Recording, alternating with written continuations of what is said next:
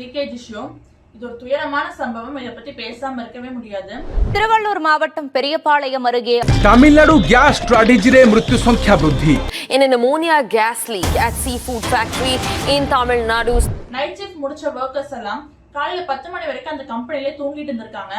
So அங்க இருக்க காத்துல அமோனியா கேஸ் கலந்து அதை சுவாசிச்சு மூச்சு திணறல் ஆயிருக்கு. இது வரைக்கும் 9 பேர் இறந்திருக்காங்க. 60க்கும் மேற்பட்டோர் சிகிச்சையில் இருக்காங்க.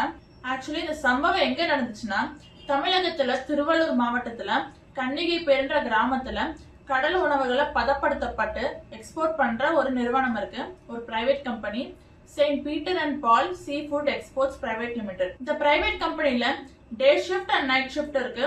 ஸோ டே ஷிஃப்ட்டுக்கு ஃபுல்லா தமிழ் பீப்புள்ஸ் வச்சிருக்காங்க. நைட் ஷிஃப்ட்டுக்கு நார்த் இந்தியன்ஸ், ஒடிசா, ஜார்க்கண்டை சேர்ந்தவங்க தான் வச்சிருக்காங்க. இந்த நைட் ஷிஃப்ட்ல 70+ ஒர்க்கர்ஸ் இருந்தாலும் 60+ உமன்ஸ் தான் இருக்காங்க. சோ அப்படி வேலை செஞ்சுட்டு தூங்கிட்டு இருந்தவங்க மேலதான் அமோனியா கேஸ் பரவி இருக்கு. அதை சுவாசிச்சோனையும் மூளை, கண்கள், சுவாச குழாய், லிவர் இந்த மாதிரி எல்லா பார்ட்ஸுமே ரொம்ப பாதிப்படைஞ்சிருச்சு. முகம்லாம் வீங்கி ரத்தம் எல்லாம் வெளில வந்துருச்சு. இந்த அளவு அமோனியா கேஸ் தாக்கம் இருக்கும்னு யாருமே நினைக்கல. ஜூன் 21 சண்டே தான் இந்த சம்பவம் நடந்துச்சு.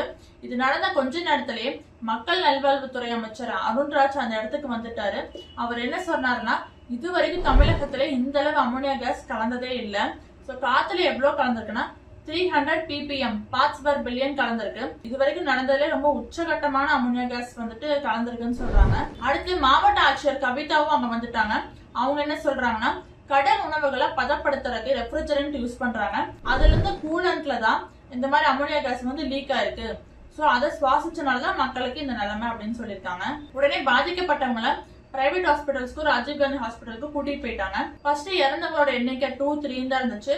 இது வரைக்கும் 9 பேர் இறந்துட்டாங்க. பிரதமர் நரேந்திர மோடி, முதலமைச்சர் விஜய் அண்ணா இவங்க எல்லாருமே வந்துட்டு இரங்கல் தெரிவிச்சாங்க.